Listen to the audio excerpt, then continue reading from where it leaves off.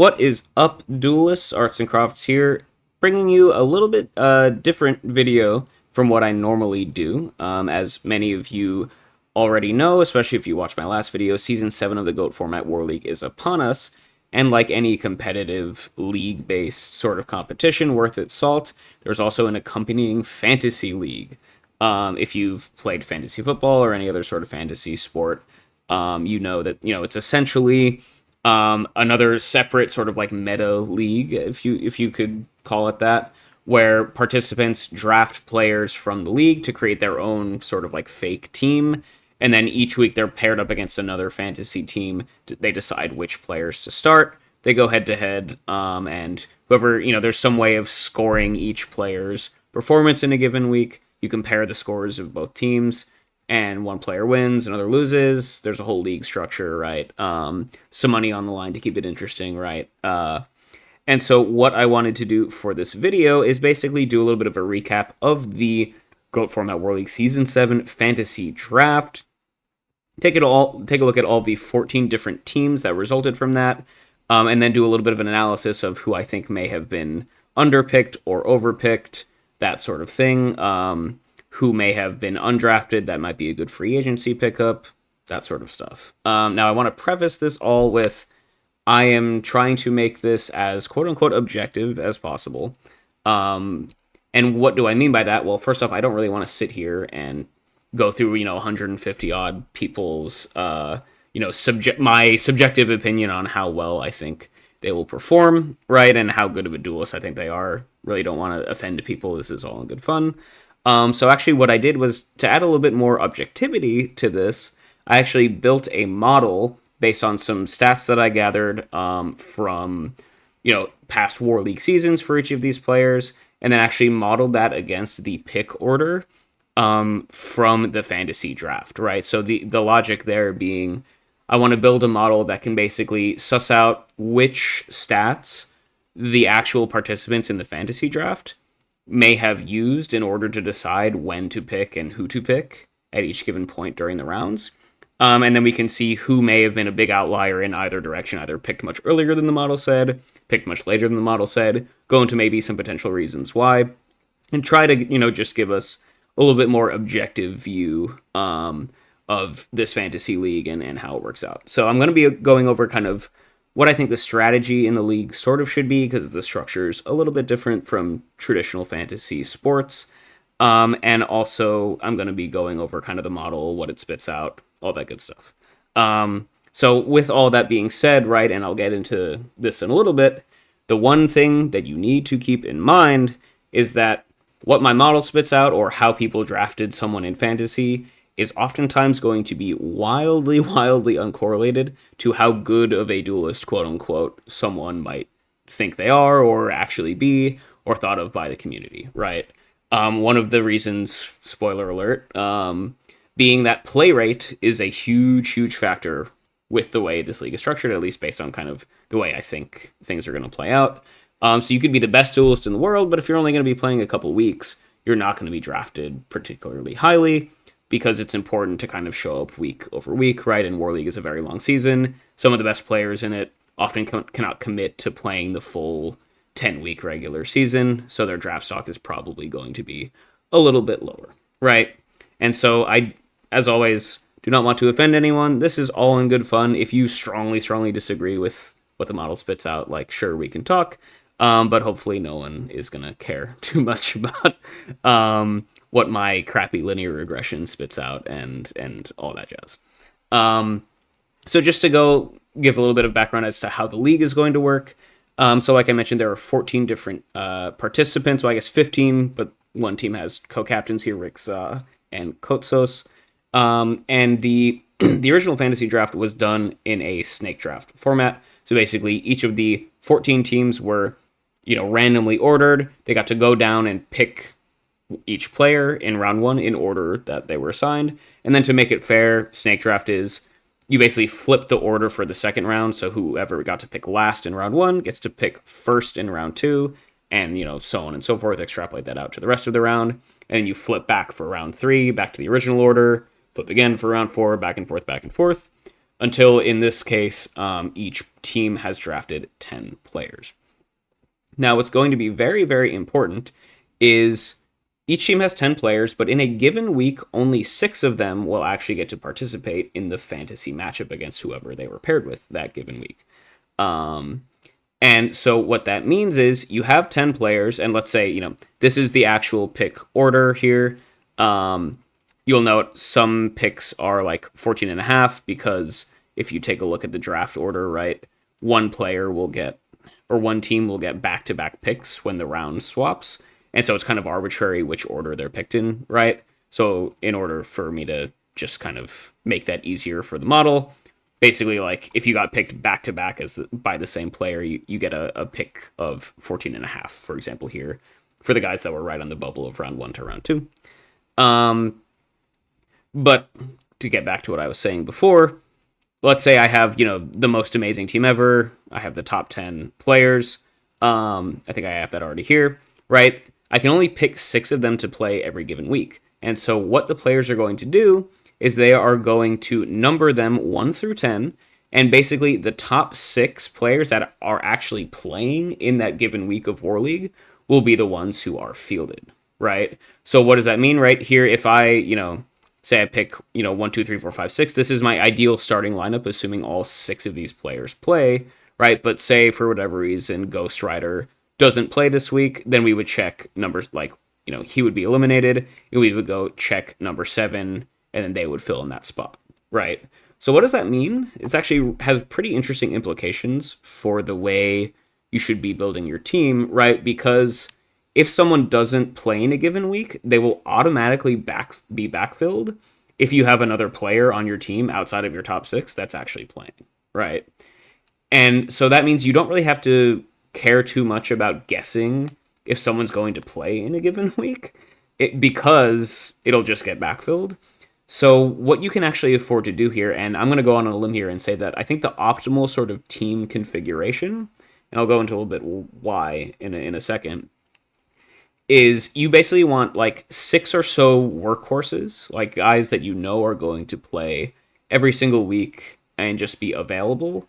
And then you probably want a few kind of speculative high win rate picks that might have low play rate, but that when they do play, there's a good chance that they can play, right? So, for example, Alvarado might be a good example of this. Very, very high historical win rate in War League, but sat out last season. Not sure how often he's going to play this season, but when he does play, you probably have a decent chance that he's going to win, right? So you can stick him higher up in the lineup, and then if he does play, that's great. He's going to make the team. He'll play, maybe get you some points.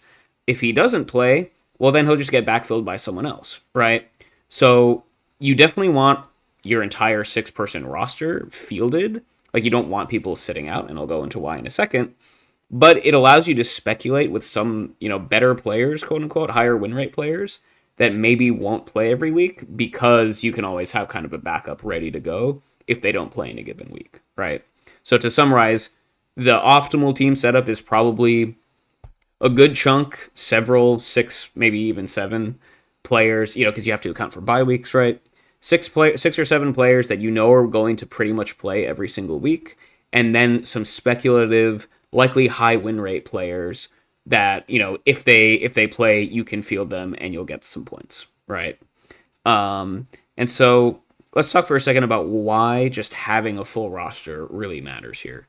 So the way individual players, like I said, if you're familiar with fantasy sports, right, on the fantasy team, you need some way of like scoring an individual player's performance, right? And so the way War League Fantasy is doing it is a player, if they play in a given week, they get 1.5 points for your overall team score if they win if they win their match 2-0. They get 1 point if they win it 2-1.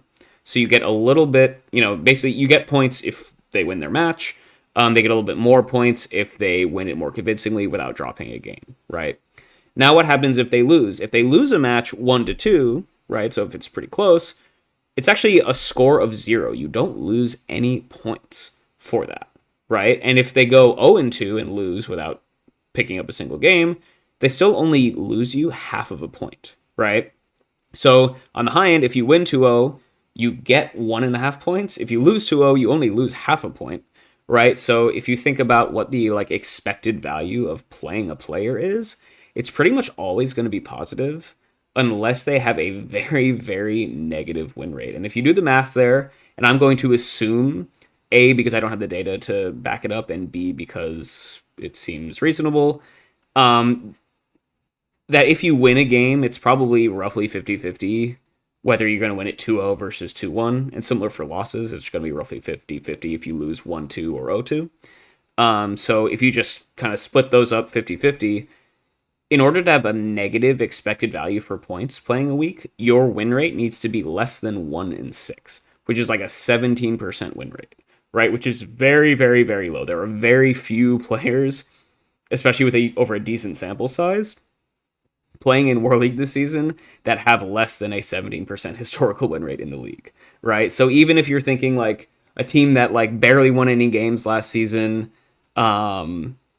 like most of their players are probably going to be able to win at least 1 in 6 of their matches. Just the way Yu-Gi-Oh works, there's always some randomness. And so what that means is even if a player has a negative win rate, they're going to be worth starting because if they lose, they don't actually really lose you that much. In fact, half the time, roughly, if they lose, they're not going to lose you any points at all. So it's basically all upside to playing someone, right? Which is why I think the optimal team is going to be just six or seven workhorses that play every week, and then some speculative high win rate folks, right? Cool. So with that in mind, let's take a look at kind of the model and what it kind of spit out. So basically what I did for you nerds out there, I ran a bunch of different linear regressions where I picked a bunch of these different data points from past War League performance, and I regressed it on the actual pick order, right? So the idea being I wanted to figure out what variables the actual participants in the fantasy draft were using to decide who to pick and when, right? So I'm taking my thoughts completely out of this. I'm just trying to figure out what stats were highly correlated to someone being picked high or low, right? And I ran a bunch of different models using a bunch of different stats, but the ones highlighted in green here, sorry if you're red-green colorblind, but the ones that I've highlighted here are the ones that did pick up the strongest in the model. And so let's talk about these for a second. So the three most important variables were all-time win rate. So throughout all of GOAT format history, what was their win rate? Their season 6 games played, right? And then what conference they were in the, or what conference their team was in the league. So that's what our model is based off. It's basically using all-time win rate, season 6 games played, and the conference that they're in to predict where they should have been picked. And then we're going to go look at if anyone was picked way above or way below when this model is going to spit, or what that model is going to spit out, right? But before we take a look, let's think about kind of what that model is saying for a second, right? Notably, what's not included is last season win rate, right? Someone might have had a very, very good or very, very poor season in season 6, but what the model seems to understand is that players seem to care more about the complete body, the largest sample size of that player's work in War League history, right? So someone may have had an insane win rate last season, but if they didn't have as strong a performance throughout their entire history, they got a little bit penalized for that, right? Now, that's not to say, and actually when we go and look at the outliers, I think a lot of the outliers are probably explained by season 6 win rate being super high or super low, right? There's a little bit of recency bias there. I'm not even, actually, recency bias is probably the wrong word. It's probably more like if someone gaining momentum is someone really having a really strong season, someone like Dueling High, for example. Really good example, right? 56% all-time win rate, right? Which is very respectable, of course, quite high, positive all-time, but had a 70% win rate last season, which is obviously significantly higher, and of course is, if you're just aware of GOAT format in general, having a very, very strong season overall, which might explain why he was picked, spoiler alert, a little bit higher than the model might have said he should have been, right? But yeah, so all-time win rate is going to be one of the more important ones we look at, but season 6 win rate is definitely something to keep in mind as kind of an explainer of particular outliers. Season 6 games played. This is a very, very, very important one, right? Because, as I mentioned before, Your win rate actually doesn't matter too much for the expected value of you playing in a given week. In fact, because even as long as you have some decently not super negative win rate, the expected value of you playing for the team is going to be positive here in fantasy GOAT format. So what that means is a player's value is almost directly correlated to how frequently they're expected to play in the upcoming season, right? And I think the best proxy for that is how often they played last season, right? Like if someone certain players, like I mentioned in the past, aren't willing or able to play every single week. But a good proxy for how often they're going to play in season 7 is probably how often they played a few months ago in season 6, right? You know, Dueling High played every single week of the regular season in season 6, so it'd be very, very surprising to see him not play at least 8 or 9, maybe even the full 10 again here this season. And like I said before, that is a very, very important stat because every game that you don't play is basically points you're losing for your team because you're pretty much guaranteed, quote unquote, to have positive expected value as a player, right? And then the last explanatory variable that the model picked up on was conferences, right? So what happened here is it looks like players that were in the red conference, right? There's a red and a blue conference. Teams are just split kind of right down the middle. Players that were in the red conference were picked higher on average, according to the model, based on players of similar actual like play rates and win rates, right? So what does that mean? How do I interpret that? Well, it seems like the participants in the fantasy league seem to consider the red conference a little bit, or consider them to be the easier of the two conferences, such that if you're drafting someone from there, they're more likely to have a higher win rate so far this season compared to being in the blue conference. And just for context, I think the reason is probably mostly because the bottom tier teams of the red conference are generally, if you watch my tier list video last time with Gulaz and Shifty, they were definitely not so hot on some of the lower sort of seeded teams here in the red conference. For example, Baguette Control notably was the only team in the entire league that didn't have a single player drafted in the fantasy football draft or the fantasy GOAT draft. To give you an idea of like how players are not super duper hot on some of the lower tier teams in this conference. And so basically that what that nets out to is anyone in the red conference is going to be drafted or was drafted, at least on average, a little bit higher than a corresponding player of the same win rate and play rate in the blue conference, right? Cool. So now, what are some limitations of this model, right? So I alluded to, and remember, this is all nerd stuff, so if your eyes glaze over, feel free to skip this part. I ran a bunch of linear regressions, which is a very, very simplistic model. I didn't feel like doing anything super insane for this for the most part. I just wanted something relatively objective that actually kind of made sense that I could get my mind around just to kind of lay the groundwork for this video and this conversation. So what are some of the limitations there? Well, first off, if you take a look at the variables here, all-time win rate, season 6 games played, red conference flag being the three important ones. You can't run a linear regression using data points that are missing variables, right? So what does that mean?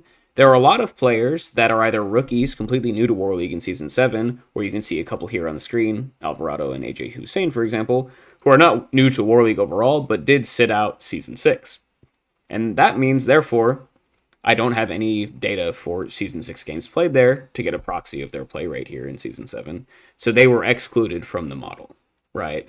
That's not the end of the world for the returning players because, you know, I can basically, based on what the model outputs, give you kind of a range of like, okay, we might not know exactly how many games Alvarado, for example, is going to play, but we can say, based on where he was picked in the draft, how many he will need to play to warrant that high of a draft pick. And then I'll leave it up to, as an exercise to the viewer to see, you know, to think if that's actually going to be a reasonable choice or not. But yeah, basically, some people did have to be excluded to the model because I was missing data points. But I still had, you know, over 100 players were not rookies and played last season. So still a decent model overall. Also some nerd stuff. It's not the most accurate model ever. You'll see here, right? These are all just War League stats. So I'm not building into the model any sort of performance outside of War League, like tops, worlds, titles, etc., etc. That was way too much information for me to gather for the sake of this video. And it's just kind of difficult in general to find easily. And so what that means is, like, obviously there are a lot of factors outside of just how good the player has done in War League in the past that probably contributed to their, the decision where and when to draft them. But that's not going to be accounted for by the model, right? But I still think there's, decent level of accuracy. Now, the R squared of the regression for you nerds out there, once again, was like 0.34, which isn't super duper high, but it does mean that about a third, quote unquote, of all of the behavior of the drafters is explained by this model. So a third of all of the picks being explained essentially by these three variables is pretty good. And I'm going to use that as a solid baseline for kind of where to talk here. All right.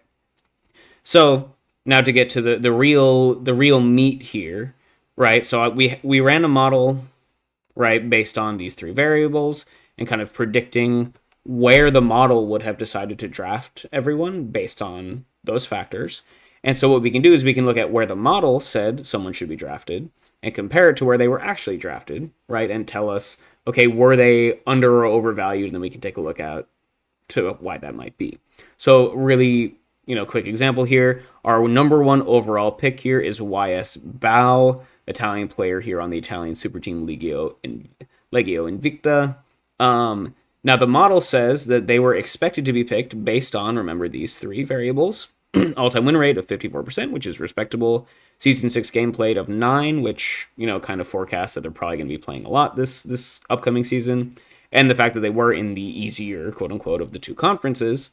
The model says that they should have been picked at 17th. But obviously, they were the first overall pick. So the model thinks that YSVAL was a little bit overvalued, maybe picked probably around early, which is, actually decently early for a fantasy draft, right?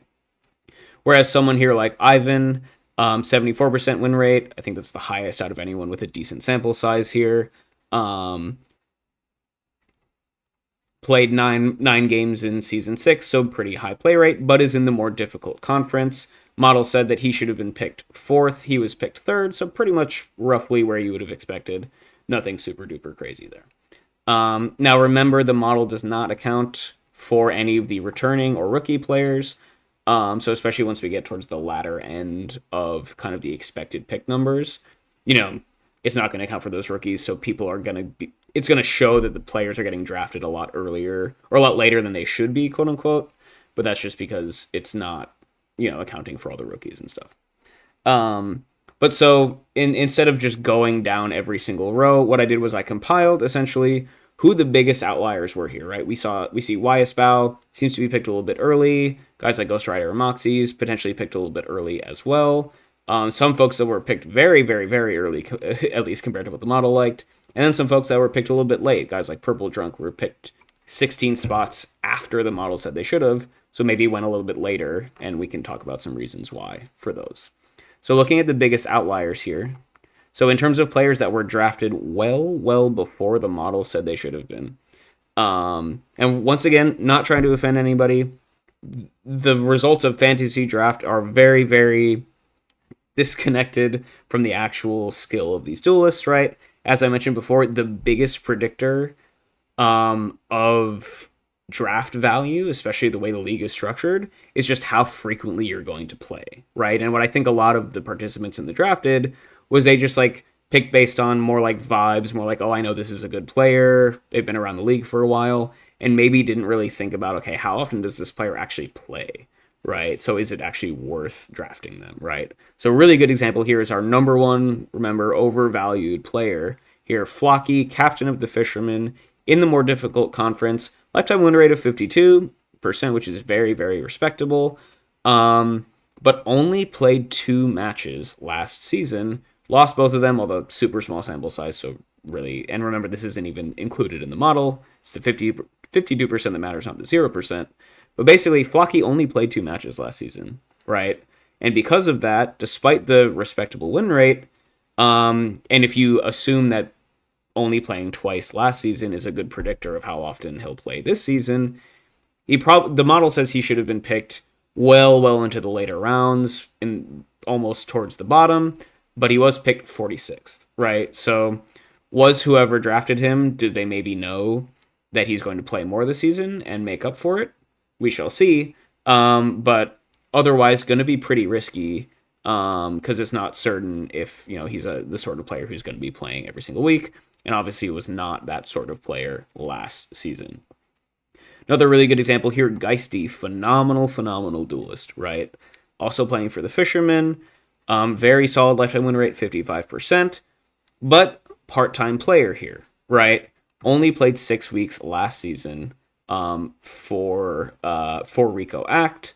So played more than half of the time. But if you look here, most of the players who are drafted really high and who the model thinks should have been drafted really high are playing 9, 10, at least 8 weeks in a given season, right? Someone like Alvarado, picked number 4, as you can see here, basically would need to play 9 or 10 times this season in order to justify such a high ranking, right? Otherwise, not really going to be able to, have as much value as someone who might have a little bit lower of a win rate, right? 73%, obviously very impressive, but not going to be able to make up for someone who's just a workhorse and playing week in, week out.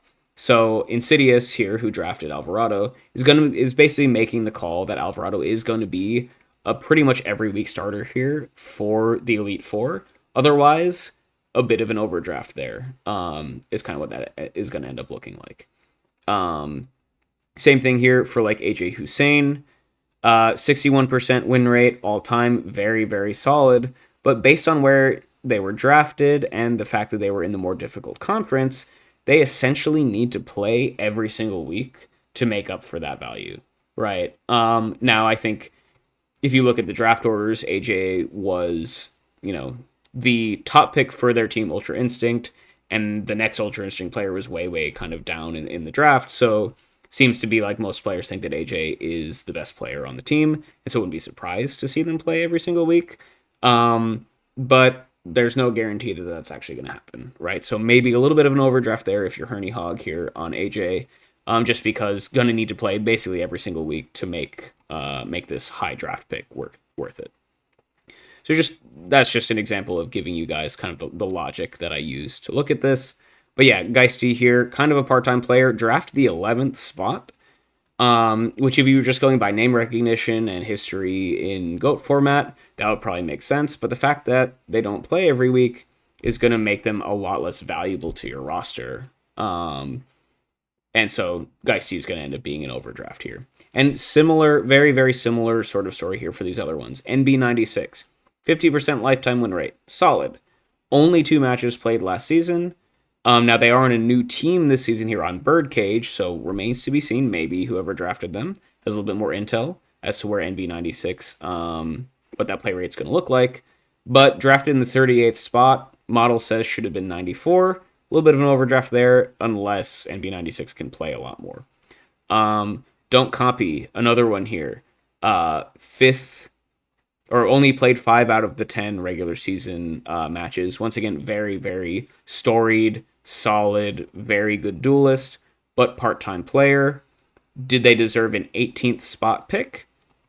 Maybe if they can actually, bump that up to 8, 9, 10 matches this season. However, on one of the league's super teams moving over to Bomb Squad here, kind of unlikely, competing with a lot of different players for playing time, so maybe a bit of an overdraft there. Ludovico Rizzo, former world champion, one of the best players in GOAT format history. Very respectable 60% lifetime win rate, but once again, last season only played 3 matches. Definitely more of a part-time player here in War League, and they also moved to a super team similar to Don't Copy. Moving to a super team is not going to do good things for your play rate, because suddenly you're competing against a bunch of other very solid players who probably deserve to be playing every week as much as you do. So, do we really expect Ludo here to play more than 3 matches this season? We'll have to keep an eye on that one, but otherwise, going to be a little bit of an overdraft. Next one here, in terms of overvalued, interesting one. So this is AJT BLS, 43% lifetime win rate, which is a little bit on the lower side, but obviously if you know anything about the league, or if you know anything about GOAT format, obviously one of the top competitors, tons of tournament tops and victories from this player over the years. Played a very respectable 7 out of 10 matches last season, which is quite solid, but maybe not, like, remember going back to the sheet, getting picked in the top 10, which he was in the eighth spot. You really want to be playing at least 8, probably 9 or 10 matches in a given season to be drafted that high. Now, we'll give this pick a little bit benefit of the doubt because I believe it was AJT BLS drafting himself here in this spot. So I respect the confidence, but based on the model, a little bit of an overdraft, but like I said, love the confidence. And, you know what, once again here, AJT, another player moving to a super team here, moving to Bomb Squad. Will he be able to play more than 7 weeks to make up for this? Will he be able to, you know, as you can see here, lifetime and even season 6 win rate probably a little bit lower than you'd expect from a player of this caliber. So AJT betting on himself that not only will he be able to play more than he has in the past, but also will get that win rate up to kind of what, you know, he probably expects for himself and what most of the players expect to see from him as well. So a little bit of a gamble there once again, but you know, gotta respect betting on yourself, especially when there's money on the line. So not gonna harp too much on that one. And the last one here in terms of overvalued players, Ludi Pablione of runners-up Damage Step in the more difficult conference, but with a very, very impressive 73% win rate, tied with Alvarado for the second most all-time out of players playing in the league this season that have a decent sample size. Did not have as hot of a season in season 6, but I think what's really dragging him down in the model is the fact that Ludi was very much just kind of a part-time player for Damage Step last season, only playing 4 out of the 10 weeks. Damage Step, I don't think people would really call them a super team necessarily, but lots of very, very solid duelists in that organization, such that Ludi isn't going to be deployed every single week. So got picked in the 19th spot, but only playing 4 out of the 10 weeks might be a little bit rough for them. Now, I do want to caveat this with the stack rankings here in terms of all of the players and where the model spits out is basically optimizing towards points over the course of the season, right? It's basically like win rate times game played, adjusting for the conference that you're in, right? But as we discussed, that's not actually what an optimal team looks like. You're not trying to maximize the total points across all 10 spots on your roster. You're trying to maximize the total points of the 6 people that are going to start in a given week, right? So what the model could potentially be undervaluing some of these players that do have really high win rates but are part-time, because, like I said, there's no risk to putting them up in your starting lineup as long as you just have someone to fill in their spot afterwards if they don't play, right? So, you know, 19th spot may be a little bit high for a part-time player, but maybe whoever drafted Ludi is banking on just him being such a shoo-in for the victory whenever he does play that it's going to make up for the fact that he's not playing every single week, which, depending on what the rest of your lineup looks like, could actually be the optimal play. That's just kind of a limitation of the model. It can't really adjust to what a player's team already looks like. And, you know, the draft is going to be kind of dynamic based on who you already have on your team. So take all of this with a grain of salt is essentially what I'm saying there. Cool. So that's all of the people that I think were over, or the model thinks, I should say, were overdrafted. Basically, a lot of players who, you know, very, very solid names, very, very strong, oftentimes very high win rate duelists, but just don't really play frequently enough to warrant how highly they were picked. Assuming you were still looking for someone at that point in time who was more of like a workhorse, sort of, you know, someone who's going to play every week, that sort of thing. Now let's look at undervalued players who were picked much later in the draft than the model would have predicted, and kind of the opposite, as you can probably expect from the overvalued players. These are all players who maybe, you know, don't have the star power, don't play for the top super teams, whatever, but they do have often very respectable win rates and just play every single week. And I think that's one of the big takeaways from this video, if you are in the fantasy league, is players that are one of the better players on a lower tier team are going to be very, very valuable, right? Because they're probably going to have respectable win rates. Remember, you only need to win 2 out of every 6 games to have a positive expected value the way the point system works. And so as long as someone has a reasonably respectable, even slightly negative win rate, if they're going to be playing every single week for a team, they are highly, highly valuable in this format. Unless you already have 6 or 7 people who you know are going to be playing every week. But that's a luxury probably not a lot of players actually have, especially if they didn't keep that in mind while they were drafting. But here's a good list of those folks that may not have the star value, the star power that some of the folks we talked about before, but they are grinders. They play every single week. They get their dubs where they can, and I think they're, just pretty solid choices here. So top one here, Envoy of Chaos. The model actually says that they should have been picked up at number 2 here. Why is that? It's because they play pretty much every single week. They played 9 matches out of 10 possible last regular season here for Masters of Oz. Masters of Oz is one of those teams that basically plays the same 5 players every week of the regular season. They're in the easier conference here, and they have a 67% lifetime win rate. Now, that is a little bit of a misleading, right? Because Envoy of Chaos was a rookie last season, I believe, which is why the lifetime and the season 6 win rate numbers are the same.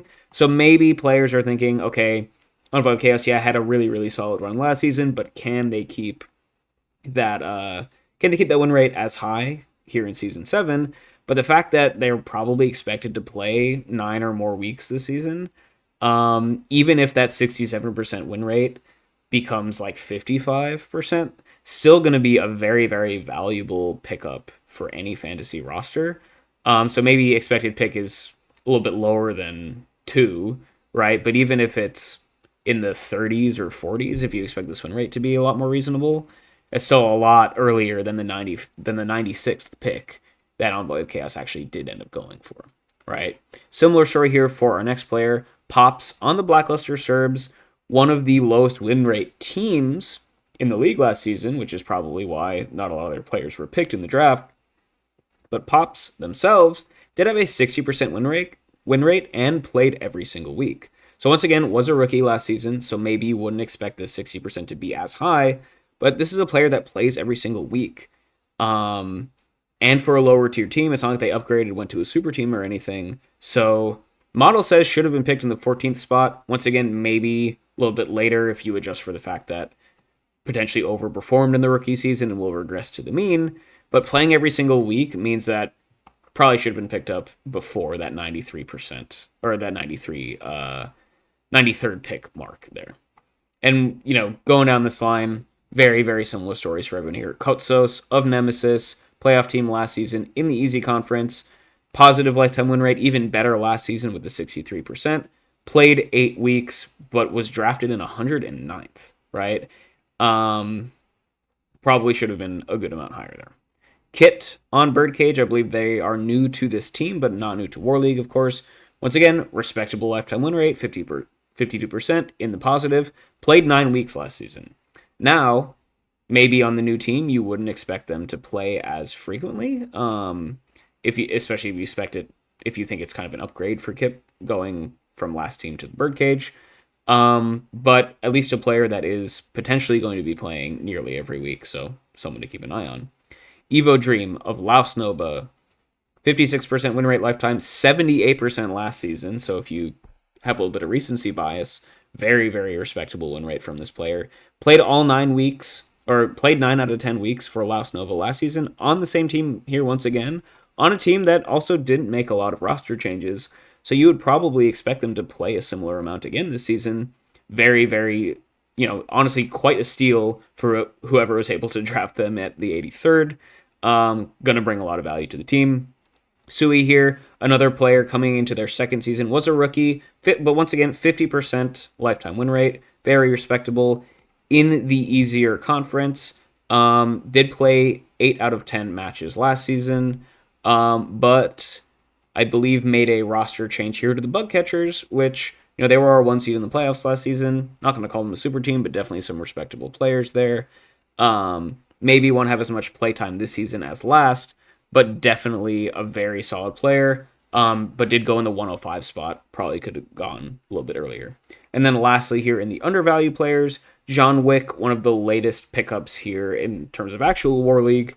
Birdcage, Red Conference, so in the easy zone, 51% lifetime win rate, although was a little bit lower there, decently negative in terms of season 6. So maybe people are expecting maybe a lack of commitment or just not being able to maintain that 51% or something like that.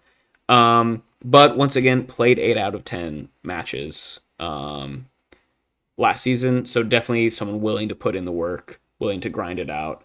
And based on the format of this league, is someone that's probably going to be pretty valuable down the stretch if you're looking for people to actually fill out the starting spots of your roster.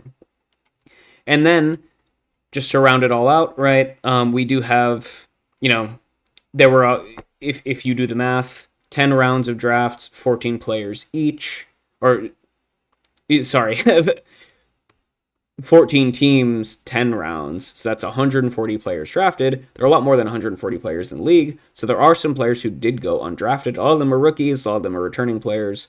So players who maybe we didn't, weren't included in the model, so it couldn't spit out an expected pick number. But there were several players who are not rookies, did not sit out last season, who did go undrafted, who probably should have gone a lot higher based on kind of the strategy that we sussed out based on the format of the league. Top one here, Dionysian of D-Generation X. In the Easy Conference, 50% lifetime win rate, played 7 out of 10 matches last season. So once again, a workhorse, someone you're going to know, is going to show up most weeks. And also notably, had a very, very solid Season 6 with a 71% win rate. So went undrafted, but model says a lot better than most of the players that actually did get drafted in terms of fantasy value. And so would not be expected to see if someone's already picked up Dionysian or is going to make that move in the future. Once again, similar stories here. Derek on Goat Control, one of the newer orgs, but last season did play 8 out of 10 weeks and does have a very respectable, pretty much, even win rate lifetime. So definitely someone who would bring value to a team who needs some starters. Katsalipo here from Laos Nova, 6 out of 10 weeks last season, respectable lifetime win rate. Went undrafted, but as we know, these are valuable stats here in this format. And same here for Crocodilos of Bads, one of our Greek teams, in the harder conference, but 60% lifetime win rate. Played half of the time last season. Definitely some value there. And yeah, as mentioned, would not be surprised to see any of these players get picked up off of the waivers sometime soon. So now, after going through just the high-level model outputs, who the big outliers were, I'm going to go through and just quickly take a look at all of the actual drafted teams and kind of give you my thoughts on kind of how things look here. So looking at AJT, as mentioned, his first pick was himself, which was a bit of an overdraft, right? 53 spots ahead of what the model would have predicted.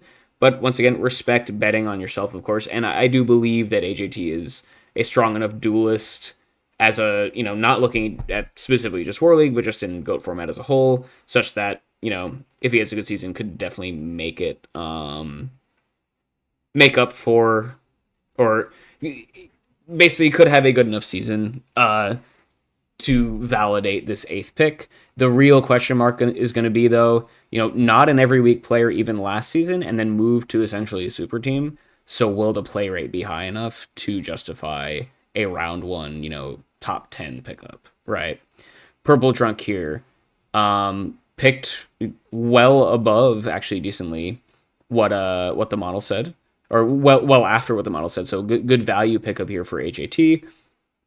Although, once again, some question marks here. Played 9 out of 10 weeks last season for Rico Act. But moving to a super team here, the Italian super team, will they be able to keep up that high play rate? Another question mark there. Jay Harris, another similar one. Bomb Squad, it is Jay Harris's team, so maybe comfortable fielding themselves every single week. But definitely, if they can keep up that 9 out of 10, going to be a pretty solid pick there. And then some pretty high value pickups later on here. These are some of the folks that we mentioned, like Sui, every week player last season. Jared here, also every week player for the most part. Also picking up a couple of the returning Team Canada members, who likely will be playing close to every single week because that team isn't that big. So where AJT, I think, maybe reached a little bit for himself. But once again, love the confidence. But then definitely rounded out the rest of the draft pretty solidly with some high value picks of just people that are going to play, or at least have a history of playing almost every single week. There is a bit of a question mark for some of these super team members, though, on how often they will actually play. But I do think some of the later pickups are these workhorses that we like to see. So AJT's team here is most likely always going to have 6 starters every single week, and then might have some of those high win rate kind of speculative picks that can kind of put the team over the top. So overall, pretty solid draft. Just some question marks about play rate, but I think you have enough backups where needed that it shouldn't be too much of a problem. Not too much speculation overall. Take a look here. Next, we've got Gulaz. So Gulaz here, just looking at the pick number deltas, definitely in agreement with the model for the most part, right? Picking high value pickups here. And I think, as you can see, really focusing on players that are going to play very, very frequently. Jace played every single week for the Masters of Oz last season. Same team, same exact roster, so you'd really much not expect that to change. Pikatron, maybe a little bit of an overdraft, but did play 9 games last season, so round 2 pickup, definitely pretty solid there. And yeah, these are just all players who are pretty much always going to play every week. And then for the last couple rounds, picked maybe some speculative ones, which is good to see, though, like OSV on the German super team Iron Goat. Very, very solid duelist. Maybe isn't going to play every week, but filled out the roster with players who pretty much are always going to be playing every single week. And so picking a couple speculative, rookies to the league, at least in the final spots, is probably going to pay off. So yeah, really nice draft out of Gulaz there. I think really understood the assignment here and realized that just play rate is such an important thing for building teams. And then still save the room for a little bit of speculation at the end, which is a good way, like I said, to kind of put your team over the top. Next up here, Herney Hog. So Herney Hog here, a little bit different than the ones we've seen so far. Definitely did not draft solely on play rate. And definitely made some speculative picks here. Like, right, we talked about AJ Hussein before. Very solid duelist, but based on how highly they were picked, would basically need to play all 10 weeks to make up for that, right? So maybe a little bit of an overdraft there. MMF in a pretty solid spot, played all 10 weeks last season, so that's a pretty good kind of workhorse pickup there. Dingo Sig, former world champion on the Battle Ox in this season, but sat out last season. Maybe some questions about how frequently he is going to play. But if Dingo's able to play 7 or 8 weeks this season, which if you look at the Battle Oxen roster isn't out of the question, could be a good pickup, but some question marks there. And then you have a lot of these other players that the model is saying, here we got Shifty and Masha, who were not full-time players last season for their respective orgs. And so basically the issue here with Herney Hog, I feel like, is what is your core going to be? Do you actually have enough every or near every week players that you're going to have a full starting lineup every week? Remains to be seen, but definitely some question marks here. But some big names, just play rate potentially an issue, right? HNVB, moving on. Lots of speculation here with new and or returning players. Seems to really like... Oh, sorry, I should be scrolling up. Seems to really like Iron Goats and Team Canada, former Chaos Kings. Rookies, potentially. Or people new to the league, but you would have to assume probably going to be playing pretty frequently. And so they do seem to have a pretty solid core of players out that are going to play often. The only issues that I can see, right, their number 1 pick, Moxie's here. Not a super strong all-time win rate, which I think is why the model thinks he was a bit of an overdraft, but very, very solid win rate last season. One of the best players in GOAT format today. So probably the season 6 win rate is a little bit more representative, you would have to imagine. The issue that I can see here, though, is, super team status here on Elite Four. I know Moxie's is the captain, so, he can just make himself play every single week, but maybe not expecting to see Moxie's play every single week here. So some question marks here. Once again, risky drafting super team players, but could work out. And then, we do just have some speculation here about players that we just haven't seen too much of recently. But I do think there's a pretty solid core here for HNVB. And so shouldn't have too much problems here filling out a roster. Moving on, we've got Ice Queen, aka Masha.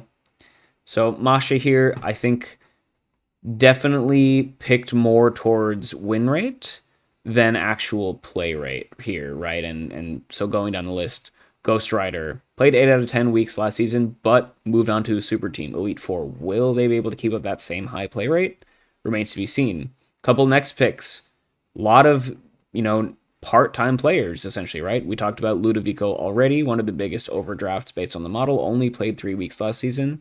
Is the kind of player, if you have a solid core, that can put you over the top by being that high win rate speculation pick. But we don't really see the high win rate here from any of these other players, or the high play rate here from any of these other players. So Ludo could end up being more of a liability just because he's not going to play that frequently, most likely. And so Masha, I think, is probably going to struggle here, filling out a roster every week, just because definitely picked more for high win rate rather than players who are going to be playing every single week. Cool. Moving on, Insidious, the commissioner of the league, and unsurprisingly, I think is one of the drafts that the model likes the most. So we talked about a somewhat speculative pick in Alvarado here, who did sit out last season, but is the reigning world champion, of course. Will need to play 9 to 10 weeks to justify this high pick. But you can see here, at least based on the players that we have data for, Insidious is definitely drafting those workhorses. Spiral here played all 10 matches last season for their team. Yada 88 was a 9 out of 10er. John Wick Kotsos played 8 out of 10. So these are, and even the rookies or returning players, these are players that are probably pretty likely to play several weeks for their team, right? Iron Goat, brand new team of pretty much almost entirely rookies or returning players. So guys like SS95 and FBN, who have had pretty solid seasons outside of War League, are probably going to be pretty common starters. Same here with like Adnane on Under Mathematician. This is one of the newer leagues of team full of rookies. But if you have the intel, could be an every week starter. So I think Insidious has built a very strong team of people that are just going to be playing every week for the most part. So even if this was a potential round one reach for Alvarado, just based solely on play rate, I think Insidious drafted the team to support that early Alvarado pick, because every week that Alvarado does play, going to be a decent chance that he wins, and you do have the high play rate players to kind of fill in the gaps for the weeks that he does not. So very, very strong draft from Insidious. Maybe not a very conventional order based on what the model says, but definitely kind of understood what a solid team should look like, and definitely one of the better drafts I've seen so far. After Insidious, we've got Jesse S. Looks like a little bit of overdrafts here early on. Yeah, we talked about a couple of these players. Ludi Paglioni and NB96, very, very solid, long-time GOAT format players, very respectable, but part-time players last season. So where is the core here for Jesse S? Even their number one pick, Trishula, who did play 8 out of 10 matches last season, moved to the Italian super team. So will they be able to play that frequently this season? Not entirely sure. So this 8 out of 10 might be more like a 5 or a 6 out of 10, and suddenly kind of Jesse S's core of the team is kind of the bottom is falling out there. We do have some players who do play pretty frequently, or at least did last season. Lucas here, longtime GOAT player, did play 8 out of 10 matches last season for the 400s, but is on a new team, and I know there are some questions about Lucas's dedication to the league, so once again, would not be surprised to see that 8 out of 10 to be more like a 5 or 6. And then lots of rookies or returning players after many seasons here. So lots of speculation and lots of part-time players here for Jesse S. Honestly, not the most impressive draft, but definitely, with some luck and with some players kind of, filling in the gaps, could be a decent season, but might struggle just because of play rate concerns. Moving on, Jay Harris. This one looks like, a couple of the overdrafts that we talked about before Once again, seems to be drafting mostly on win rate or expected win rate, but not really picking based on how frequently these players are likely to play, right? 3 of our overdrafts that we talked about before were picked up by Jay Harris, Geisty, Don't Copy, Flocky. Once again, all very solid duelists, but not the sort of players that, at least in recent seasons, have played every single week. El Duelista Pokédex is a very solid pickup, I think. Played all 10 weeks of the regular season last season for Bomb Squad, this time moving to the Skull Servants, and with a very respectable win rate. So that is a nice kind of build-around player that's likely going to be playing every week. But some of these other players that he picked super highly might struggle to actually fill in the rest of the roster there. Although there were some high-value picks later on in the draft. Guys like Kit, even like Suski, model says were a bit of an underdraft, so maybe some of these role players for Jay Harris can fill in, but I think they're gonna struggle with a lot of those top picks being part-time players. And unlike Insidious, didn't really draft too many workhorses on the back end to make up for the fact that you're spending these high picks on relatively speculative players. Let's see. After Jay Harris, we've got Karem. Karem here. Model seems to kind of flip-flop on the players here. So LeBounty overall, played 10 out of 10 weeks last season, but is on the Elite Four super team. Will LeBounty be able to keep up that high play rate? Remains to be seen, but could be a very solid pickup with a very high, lifetime win rate if this high play rate is able to be maintained. Pike Freak model doesn't like the high pick here, just because kind of a part-time player for the Bones generation last season. Although I think it's probably worth mentioning that Bones Gen did split into 2 teams this season, so some of the players on that core roster are maybe gonna get more playing time because the talent has kind of been dispersed a little bit more. So maybe Karem, a little bit of a gambit here, expecting Pike Freak to play more frequently than maybe he has in the past. But with a very, very solid record to make up for it, this could be a nice speculative pick. A little bit risky as your second round pick, but definitely possible. And then the rest of the lineup, actually the model kind of likes here. Guys like Envoy of Chaos, we talked about before. Model says should have been the number 2 pick if you believe the 67% lifetime win rate. But we do know this is going to be a player that's going to play pretty much every week. And overall, I think Karem did a very good job of drafting people who are just going to play every single week for the most part. And then does have a couple speculative picks here, like Pike Freak, that could turn out really, really good. So honestly, I think pretty solid draft here from Karem. Some good upside, but has a really nice core of the team overall, I think. After Karem, we're going to go down to Ludi Pableone.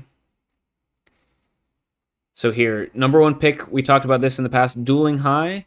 Probably a little bit better than the model spits out just because, top contender for player of the season. Played every single week for the Masters of Oz. Remember, unchanged roster, so would be really surprised to not see Dueling High play close to every week here in Season 7 as well. Having a great season, I think that's a very, very reasonable number 2 pick in the Easy Conference too. And honestly, lots of good value picks here. Remember, positive means they took it after the model said they should have, so that's like a good value for the pick, right?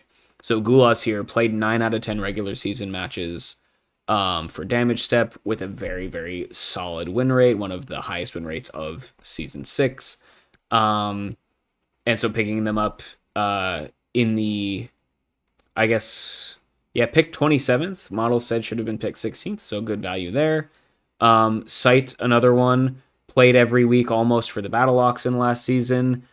Obviously lots of changes for the Battle Oxen this season, so maybe isn't going to play every single week, but definitely a workhorse for the team with a solid win rate, so good pickup there.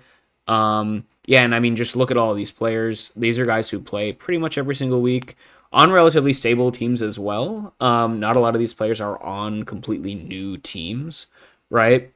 Which makes it pretty easy to predict how many weeks they're going to play. Because, like, for example, Dueling High, played 10 weeks for Masters of Oz, is on a relatively unchanged roster. Once again on Masters of Oz, so would expect him to play similarly. Same thing for Damage Step, same thing for Sight, etc. Same thing for Captanicus, etc., etc. So yeah, really nice draft here from Ludi, I have to say. Really, really solid sort of core and has both high win rate and high play rate players, which is basically the best of both worlds. So really, really nice draft here from Ludi. Continuing onwards, we've got Mercenary. So this is an interesting draft. So actually, their round one pick here was Danny Cassie, which I should have mentioned earlier. Model says should have been the number one overall pick based on the 68% very, very high all time win rate, as well as playing all 10 of their regular season matches last season. The only thing that I think maybe the model didn't pick up on was the fact that Danny Cassie is on the Italian super team, so would be surprised to see them play every single week, which is why maybe dropped from number one down to number like 7, like we saw here. But overall, I think very, very solid pickup, very high win rate. Would be, probably will play several weeks. Maybe a little bit of a risk if you don't expect them to play every single week to justify that round one pickup. But lots of upside there. Michele Cimino, absolute workhorse for Bomb Squad, played 9 out of 10 matches in the regular season with a solid win rate, so good pickup there. JCVD, if you believe they're going to play every week for Iron Goat, really solid pickup. Yeah, I think Mercenary did a good job of just picking towards play rate, and then has a few high win or potentially high win rate speculative picks here with folks like Dale, who historic player in Goat format.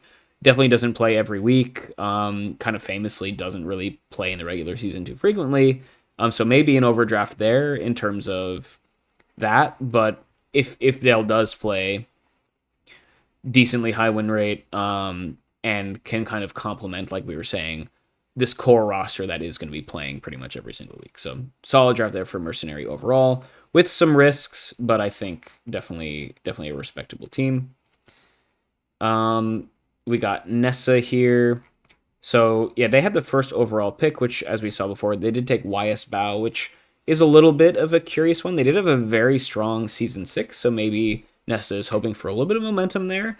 78% win rate, playing 9 out of 10 matches is very solid. But Tale's oldest time, right, did move to the Italian super team. So will YS Bao play 90% of the matches? Remains to be seen. Potentially a bit of an overdraft there. Same with some of these next ones. Pot the Master, very, very solid season 6, especially including the playoff run, which fantasy doesn't include. Slight overdraft, but kind of roughly in line with the model, so nothing too terrible there. And somewhat of a part-time player for Bones last season, 7 out of 10 weeks. But like I mentioned, Bones org split up, so maybe you would expect Pot the Master to play even more than that, in which case value is a little bit higher. Jesse S, pretty solid pick, I think, in terms of, play rate, 8 out of 10 weeks for that unchanged Masters of Oz roster. The only issue is the win rate overall is a little bit low, but had a very, very solid season 6. So Nessa maybe once again believing in the season 6 win rate a little bit more than the all-time win rate, and hoping that some of these players are improving and is going to make up for Nessa's faith in these high picks in terms of YS Bao and Jesse. So yeah, the only thing I can see here is some of these later players, not really ones that you maybe expect to play every single week, right? Majestenuous, Gomberman, Veriros. I know there's some question marks there. I do really like the Lavina pickup in the very last round of the draft, because despite playing for the Blackluster Serbs, who aren't one of the best teams in the league, and having a pretty low win rate, Lavina does play every single week, right? And so just having someone there to fill in the spot and get you that positive expected value is going to be really strong. So Nessa here, risky draft, I think, kind of banking on people maintaining their really solid recent performance, even if their historical performance might not be that good. So this could be either a really, really insanely good team, or there could be a little bit of regression back to historical means, and the team might flop a little bit. So interesting one to keep an eye on, I think. We've got a couple teams left here. Yeah, we got the Rixa, and Kotsos lineup. So some interesting picks. So Matt Uber here, model says, is a major overdraft here But I do want to point out that is because Matt Uber only joined halfway through last season. Here you can see very respectable 63% win rate, but only played 4 weeks of the last season. But that's because he joined his team in the last few weeks of the season, right? So if you actually think about it in terms of play rate out of weeks possible to play, it's actually quite high, which I think is what these co-owners are banking on. Basically, if Matt Uber is given an entire season, that play rate is going to remain high, and it'll be more like an 8, 9, or 10 sort of season for him.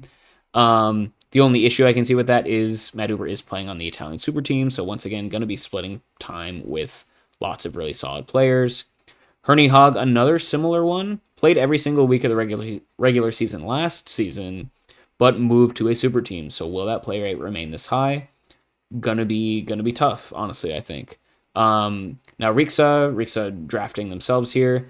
A little bit of an overdraft, but honestly not too terrible. I think that's a reasonable pickup. Played 70% of the time for damage step last season with a respectable win rate.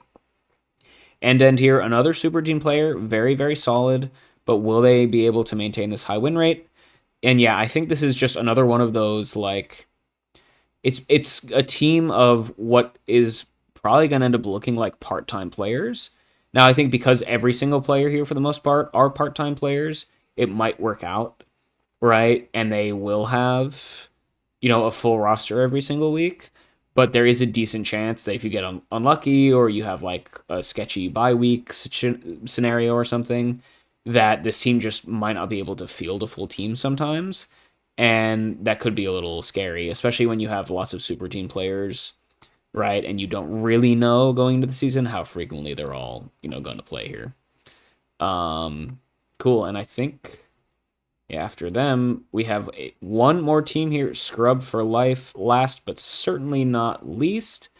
And this is a pretty reasonable team from what I can see here. Ivan, GOAT format grinder, of course. 9 out of 10 weeks last season. Is on a super team, but was on one or close to one last season and played nearly every week. So would expect that play rate to remain high. Has the highest win rate of any player in the league over a decent sample. So definitely a very solid number 3 pickup there. Biff Ilseg Panico, really solid pickup. Played 9 out of 10 weeks for Bomb Squad with a solid win rate. Now, Bomb Squad did see some improvement in the rest of the roster, so maybe the play rate goes down a little bit, but still very, very solid pickup there. Now, actually, after the first couple, though, you do sort of run into the part-time player issue, though. Guys like Majo Sam, Easy to Slay You, who only joined halfway through the season last season, plus some rookies like Charlie Cook, who's on a super team, so despite him being the world champion runner-up, isn't guaranteed to play every single week. Scrubs team has a couple, star players, but then might struggle to fill out the rest of the roster with some part-timers kind of in the lineup. But definitely, if they can structure their team solidly enough to get a high play rate out of their folks, could be a team to look out for just because of the big names that he was able to grab for pretty decent value as well. And there you have it. I know that was a lot of charts and math and data, and I know this is very different from what I normally do, but I thought this would be fun to do, and honestly, I kind of enjoyed doing it. So definitely let me know what you guys think about in the comments. If you have any predictions for this season of GOAT Format War League, especially Fantasy. How do you feel about some of these players? How do you agree or disagree with my model, my methodology? Who should have been picked higher or lower? What are you expecting to see this season? Would love to hear all your thoughts. And I will catch you guys all next time.